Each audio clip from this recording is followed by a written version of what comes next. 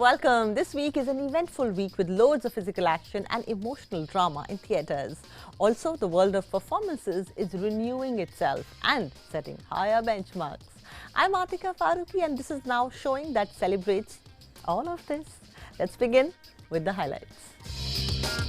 This week's release, Article 370, is a high drama thriller that is well crafted and very well performed.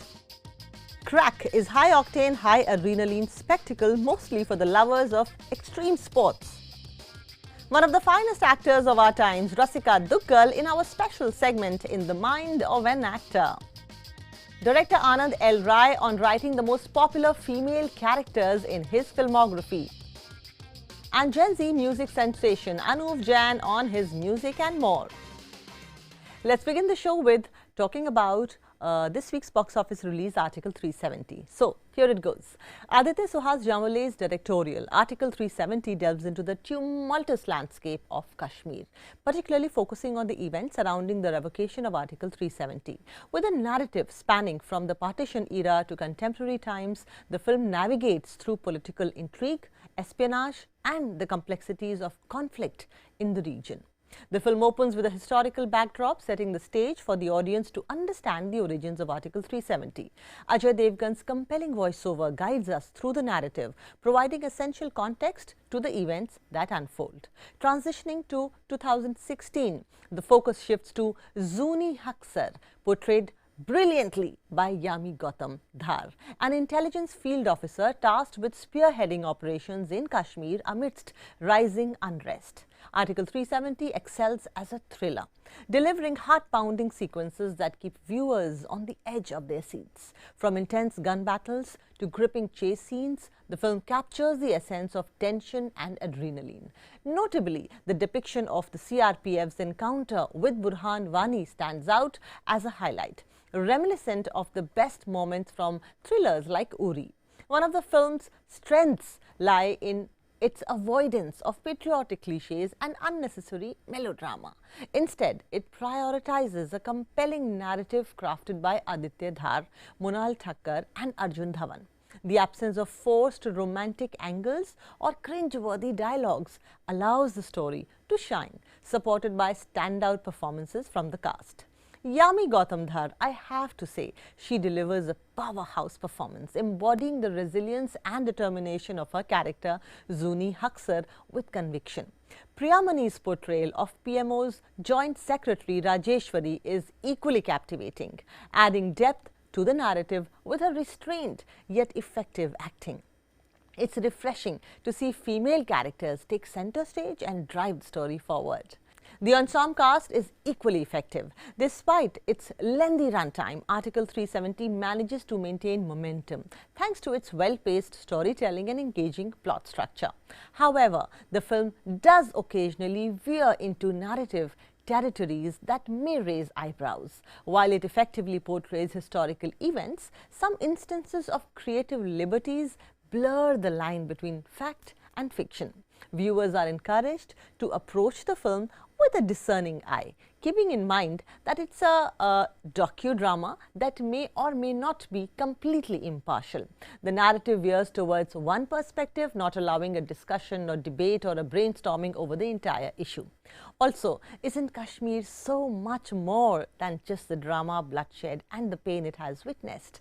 I was disappointed at the palpable absence of the godlike chinars, love-loomed roses that engulf Kashmir, the innocent, beautiful Kashmiri faces and the young boys and girls who sing songs of Kashmir. There is a national award-winning film called Hamid that told the painful story of the land but with a beautiful human touch. In conclusion, Article 370 marks a promising debut for director Aditya Suhas Jamwale in Hindi cinema, showcasing his ability to tackle complex subjects with finesse. While it may have elements of political messaging, the film ultimately stands as a well-crafted thriller with stellar performances and a gripping storyline.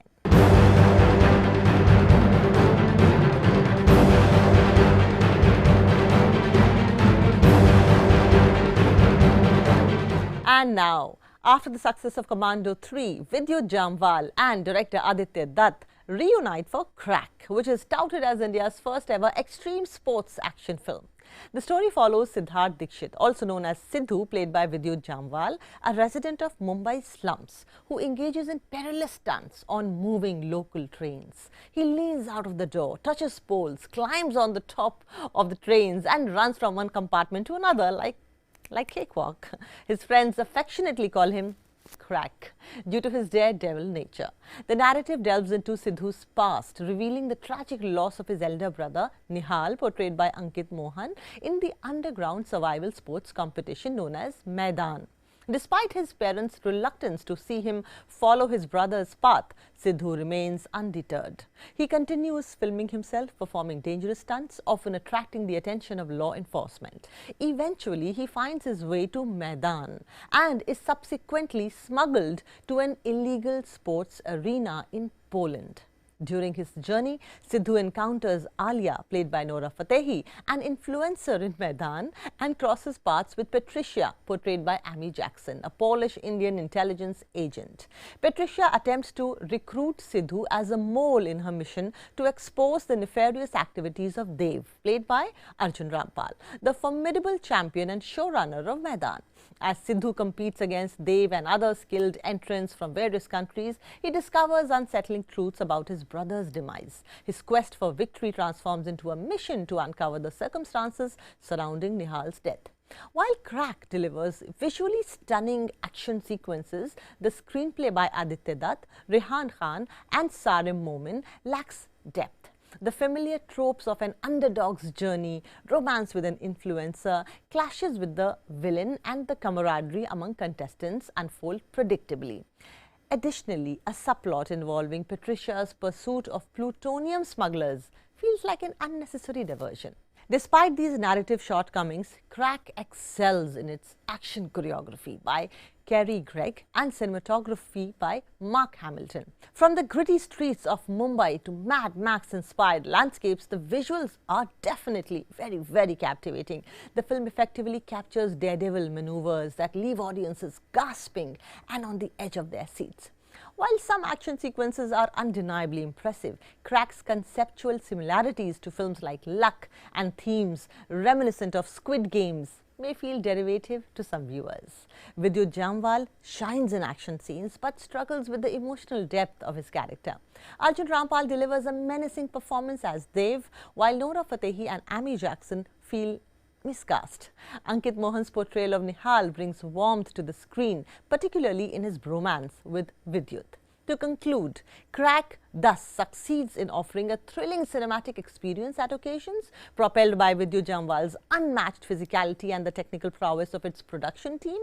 Whether you're a fan of action-packed thrillers or just simply seeking an escape into the world of high-stakes competition, Crakk holds potential to leave you on the edge of your seat in its viewing. But be aware that the background music is blazing almost all the time, and the shaky camera for most of the film may leave you tired.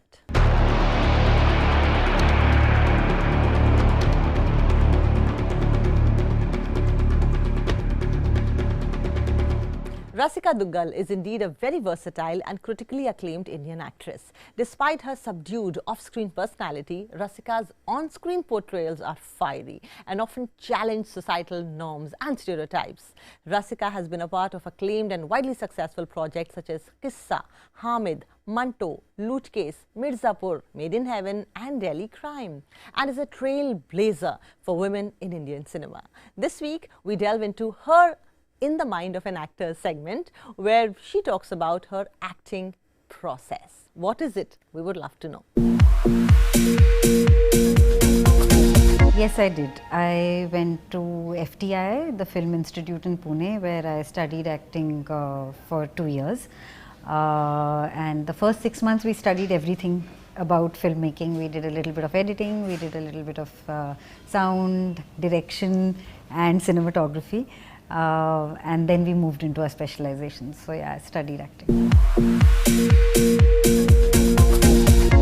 It's tough to choose. I'm actually pretty proud of a lot of work that I've done. I think I've been very lucky in terms of the variety of work that I've had and the quality of work that I've had. I think it's some of the projects that I've done are projects that one would only hope one would get in your journey as an actor, and I've had a bunch of those. So I'm very, very grateful to that, because I've worked with some wonderful directors who really know how to work with performance, you know.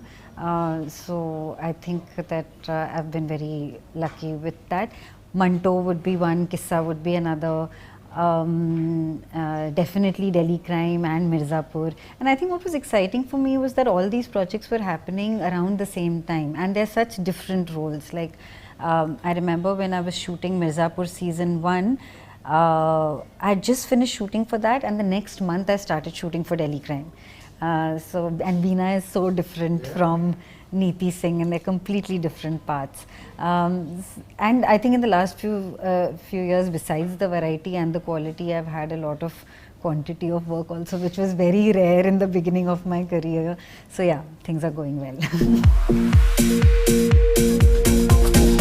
My first shot as a professional actor, I had done several short films and exercise projects while I was studying in the Film Institute, and that was great training, because as students you're often very brutal with each other. You really call out the other person's wrongs, and that's very good to training, and it was absolutely lovely. But the first shot that I did professionally was for a film called Anwar. I was just finishing my acting course at the Film Institute, and a friend of mine was an assistant director on Anwar, which was directed by Manish Jha. And I had come to Bombay to spend the weekend with her, and she said, you know, I'm doing some auditions for a small part in the film. So I was like, you know, I'm going to have to do auditions very soon, because I was going to move to Bombay after finishing the course in about 2 months. So let me just come with you and see what an audition process looks like, and you know, it'll just sort of give me some experience of it. So she said, yeah, come. So I went, and she said, why don't you also audition for this part? So my first thing was, I don't have the correct clothes. And then we went and bought one green top, I remember, from a shop close by, and I did an audition for this, and I actually got the part. So I had 2 scenes, I think, or maybe 2.5 scenes in that film. I play Vijay Raz's love interest in the movie, and I remember there was this lovely music. I was coming out from, there's a little like a stairwell, and I'm coming out of that, and there was this lovely music in the film when I enter. So I was very thrilled. I felt very star-like. And the scene that we shot right after that was a scene with Vijay Raj, and he's of course such an experienced actor, and he was even then, and I was feeling a little nervous because of that. And the director kept telling me that, you know, you're making your eyes too wide. And I was like, no, I'm not making my eyes wide. I'm from the film school. I know this stuff and whatever. He's like, no, you're making your eyes too wide. It's looking a little scary. Don't do that. And I was a bundle of nerves, of course. And then he actually showed me a mirror and he said, see, this is what you're doing, but you're not realizing it. And sometimes when we are nervous, we do things physically which we have no idea of. So I think that was a learning for me, to know that, you know, this is something that I possibly tend to do when I'm nervous, and it's a complete giveaway. So I have to sort of hold back from that. Very difficult to pick, but if I have to pick one, there's a film called Hamid that I had done, which is about a mother and son in a small village in Kashmir, and the husband is quote unquote missing, and she's dealing with the grief of that, and she's really looking for him, and she has had no closure for over a year now. And she's really this woman who's bottled it all up inside, and she's really trying to hold it together because she believes that she will find him, you know. And just that thought, I think, and just the stubbornness to not accept that he might have gone, takes her through every day. And so it's this character who you see through the film where she's really, but you know, there's a lot happening inside which you can't, which you're not seeing. So you see that throughout the film, and then finally at the end of the film, when she accepts that he is not going to come back, she has a breakdown. And it was very important that that breakdown worked, because otherwise the rest of the performance wouldn't. And when I had been offered this film, I had told the director I don't want to do it, because I said, you know, it's very difficult for me to understand the life of somebody who's lived in a conflict zone for so long. I don't know what kind of dehumanizing effect that has had on them, or just what that life means. So I told him, you please cast somebody from Kashmir, because I don't think I will be, in the time that I had, I will be able to prepare for this well enough. And finally, anyway, he came back to me after 2 weeks and he said, no, I am sure you can do this. And he gave me a lot of confidence and he said, I'll support you in whatever way I can. And I said, okay, I finally took the plunge to do this. And it was very important for me that this scene worked, because I felt like the rest of the, if you don't see what she had bottled up at the end of it, the rest of the performance would not have worked. And I was very nervous, and the scene was with a child, and you know, children are, you can't depend on children to be professional co-actors. They have their moods and their quirks and all of that, and you have to accept that. And there was this shot where there's a track, and the camera is on a track, and it slowly comes towards me, and I'm sitting with my child in front of a sandook which I open, and there are, it's like suddenly there's a wave of memories of this very beautiful relationship that I've had with my husband, and I break down. And I had been like working myself up for that scene for a month before we had shot it, because, and just that day you have to sort of give in to it. You're like, you know, I don't know if this is going to work out the way I have imagined it. I hope it works out the way the directors imagined it. But whether it does or not, I'm here, and I just have to be present to what I'm seeing in this sandook, rather than thinking of doing anything else, you know. So I think that was the hardest for me to do. But I have to say that the director really helped, because there's one point in that track where the shot is slightly out of focus, and they've kept that shot, because that was, you couldn't match the intensity of that shot, and it all came out pouring in that one shot after 1 month of, you know, trying to get there. So I think any other director could have said, ki, you know, we'll reshoot it, and then they would have kept the shot which was technically correct. Different things at different times, actually. You'll ask me this question today, I'll say a bunch of things. You ask me this question after a week, it'll be a totally different bunch of things. But I think more or less these days, if it's a role which really requires me to learn a skill, or requires me to access a part of myself that I haven't before, that is a big tick mark for me. A director who is absolutely obsessed with Karan, like with their film, like the director of Fairy Folk, Karan, is, I want somebody who's really invested in, I'm interested in working with somebody who's really invested in doing this. Like I remember when I was in college, this teacher had said to me once, do a PhD only if you can't sleep at night when you think about this issue or topic. So I think you should make a film only if you can't think about anything else. And I'm interested in working with people who are that invested and who ask the same from me, you know.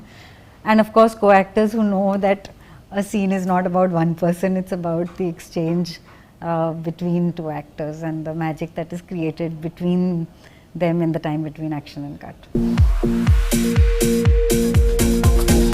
I think I spend more time thinking about how to begin preparing for it than actually preparing for it.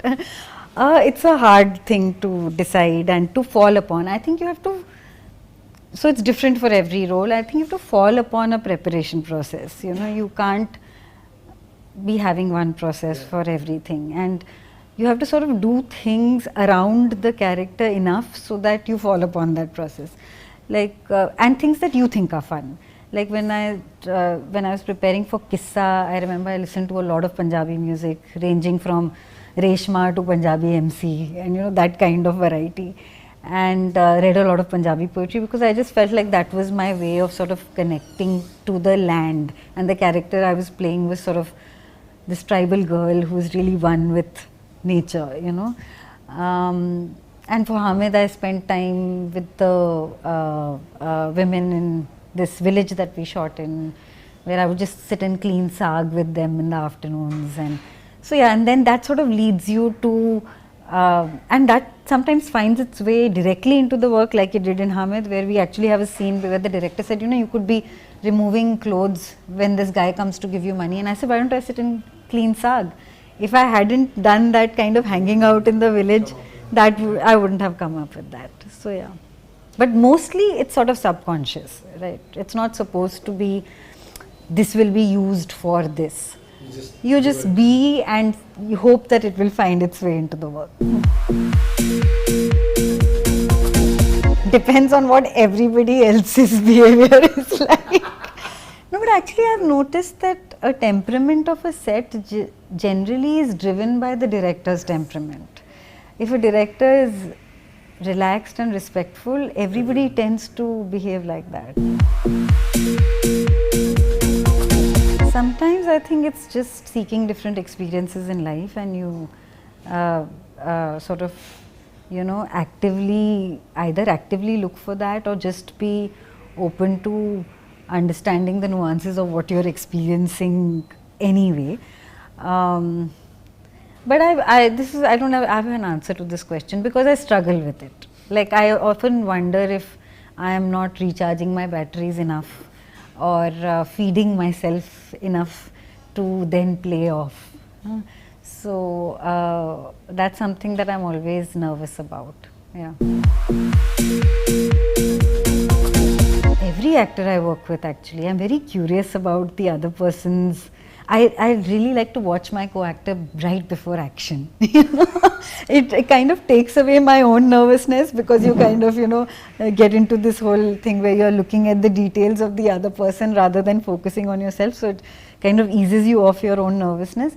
But it's very interesting. Some actors are damn nervous for trying to put on this whole act of confidence. Some are totally like there, very focused on what they're doing. Some are able to do several things but yet be, so I'm very curious about what every actor's process is. And I've had an opportunity to work with some very wonderful actors, and I think they've all taught me to be really good co-actors. The kind of respect that people like Irfan and Nawaz gave me, even though if you had to look at things hierarchically, they were way higher in terms of hierarchy at the time that I was working with them. They just really respected me for what I was bringing to that project, and I think that was very, very special. Eternal Sunshine of the Spotless Mind, I think that's one of my favorite films. A lot of Hrishikesh Mukherjee films, I totally enjoyed them when I was young, and I thought they have a very interesting sense of humor. And I want to actually work on something which has that kind of sense of humor. I think we kind of lost that quality somewhere of comedy, and we have to find it again. And now we put the spotlight completely on our esteemed directors. Anand Rai has captivated our hearts with films like Tanu Weds Manu, Atrangire, Raanjhanaa, and he's one of those very special directors who pays a lot of heed and attention and love to the female characters of his movies. And you have seen that on your screens. So here he talks to us about the importance of portraying those female characters in the right light and what his predecessors in the field of direction has taught him about writing these characters. Interesting, no? Listen in.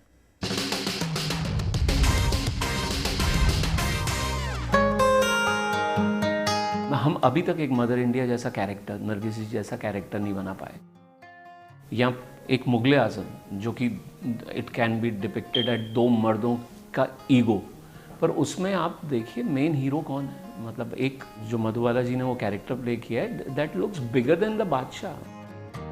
के आसिफ साहब का वो character, मुझे नहीं लगता कि हम लोग उसका 5% भी कर पा रहे हैं फीमेल कैरेक्टर्स के साथ. They are so magical. When we were scripting for Tanu Weds Manu in 2009-2010, मुझे अपने आसपास तनुजा त्रिवेदी दिखने लगी थी. When I went on to Raanjhanaa again, that was a time where these characters were around me.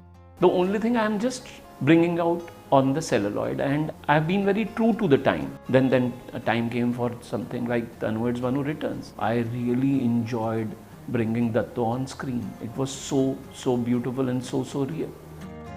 Whether it is now Sara's character in Atrangire, where you see such a young character with that kind of aggression, that kind of clarity, with his confused mind also, she was out there. It is time that brings out a story in you and the character, and same way a female character.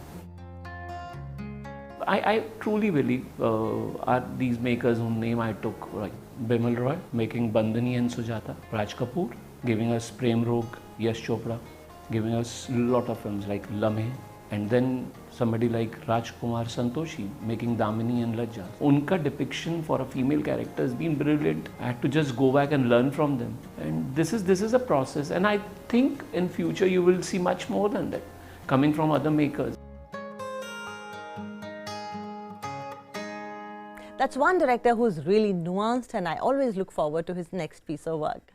We're heading for a short break right now. After the break, we have a Gen Z music star, Anuv Jain. Don't go away.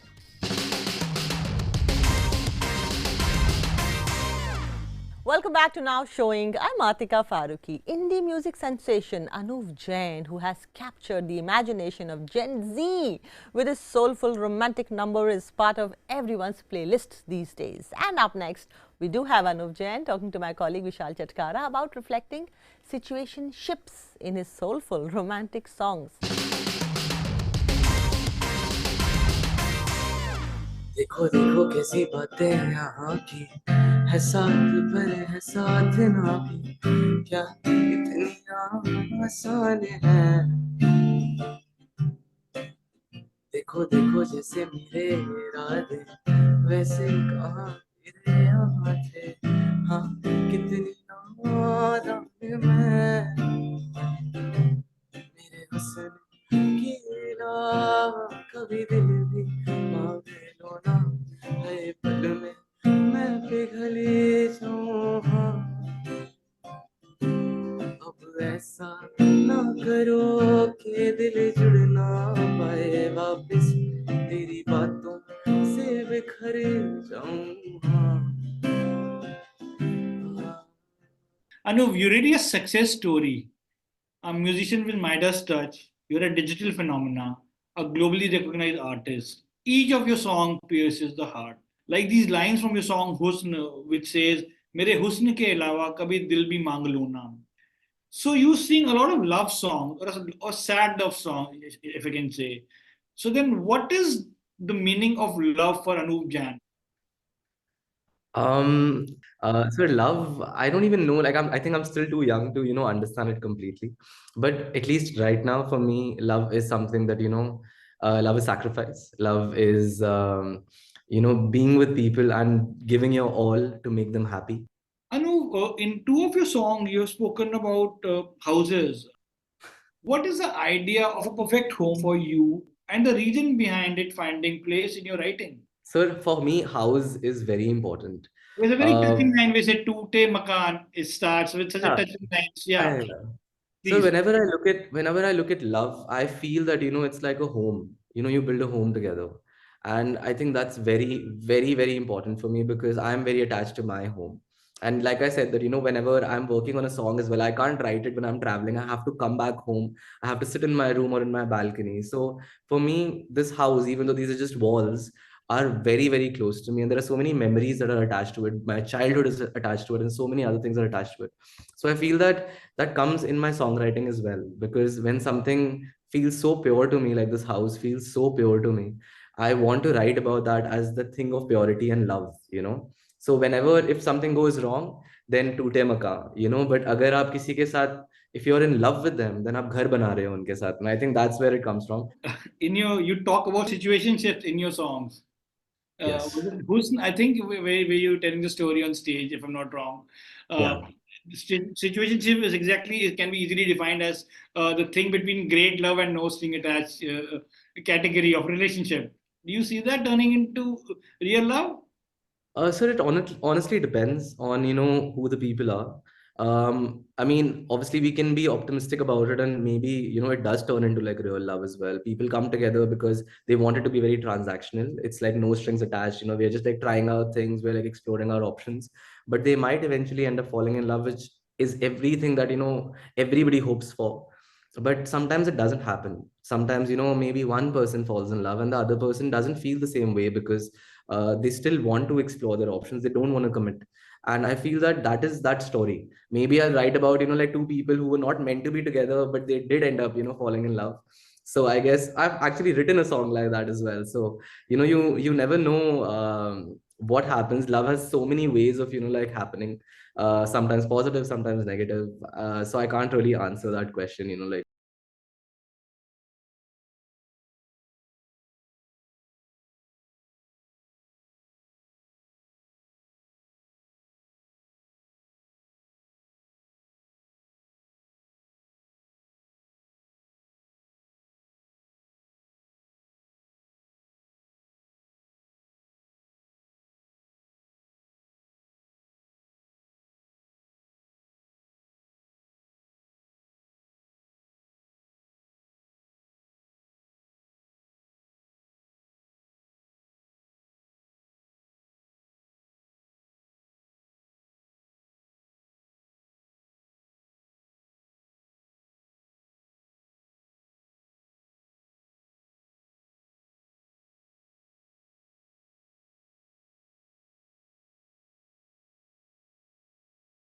As we come to the end of this episode of Now Showing, and I say goodbye to you with a good news. If you loved Oppenheimer and if you still haven't watched it, well, it's dropping on OTT platform Jio Cinema on 21st of March.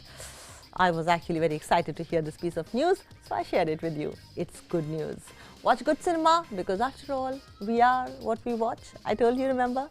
That's what we stand by. Have a good time. Have a great weekend. See you again in the next episode. Bye.